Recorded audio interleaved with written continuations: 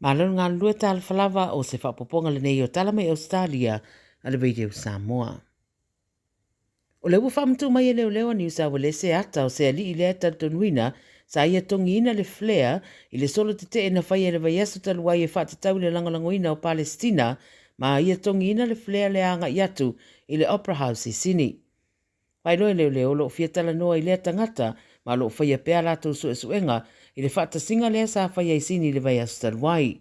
O le nei ali ua whamtu mai e leo leo le ata, tālo sanga ina ni se si la fia i e fesota i atu. O le rally sa whai e whai loa i le langolango i a Palestina, ma o lato susunu i se fua Israelu e latane i le Opera House. O le rally na whai e si dia ma leono afe tangata na awa iai, ai sa iai fo isi whatasinga la iti whapea na whai i isi vaenga o Ausetalia, ma whai loa fo i leo leo i Victoria, pe amare se furu afe tangata na iai le rally sa whai e lo lato whai tū. O Brisbane ma Adelaide e iei fo isi whaatasinga na whai ai.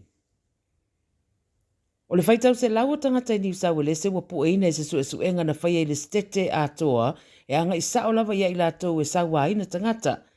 O le operation le ai wha aso na whaatau nu uai, wha se lau rua sutasi tangata wapu e nai, ma le fitu se lau lima sulvalu o mōrianga ua whaia e au fia i la tau sa whaatino ina sa wanga i tono a inga o le umia o whala au whasaina mani au penga. Whairoa le sui komsina o leo Malanian i le 9 News e se lauma leiva i la tau na pueina sa whaamawina e onga tele sa wanga na o la tau whaatinoina. E to se furu whata mai tai ua mau o la tau soifua i New South Wales e lava i le tau sanga taruai e maafua mai sa wanga i tono a inga. Pai mai leo e lei se excuse po se alofanga o le nei tūranga wa o se whaamatau tele lea mo i la tau o lo o a fiaia mai se lava i a inga mai si sui le community.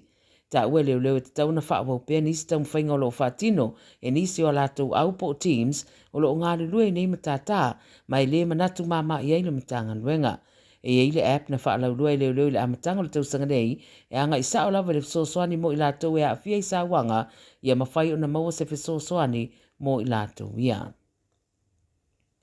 Na tue ave se ina mai pase se whainga malanga le Jetstar i le malaiva alele i Sini le mai o se vevesi na tula i mai le vao pase se i le whainga malanga.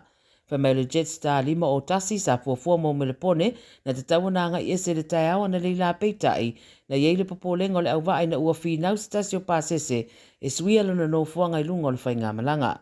O le isi pase se i lunga o le malanga le na ia wha matala i le Ausetalia to o tele isi pase se na taro sanga e ave se mai la tau mai lea malanga ina ua tupu le vevesi. Whai mai li pote to ono isi pasese na wha ilo iai te taunanga i ese mai le waa ina ua tupu le vevesi a e mori maunisi o pasese e whaafitai lau whai ngā ruenga ilo lātou whaafue ina o le mta upu.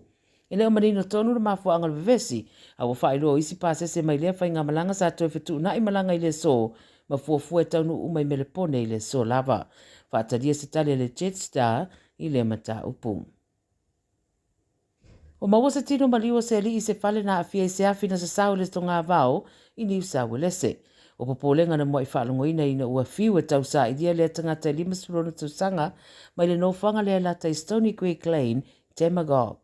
O le tino maliwa lea na maua e leo i e taftafane se bulldozer ua whaalea ngaina pe ama le 12 kilomita i le tu i se sifo Kempsey.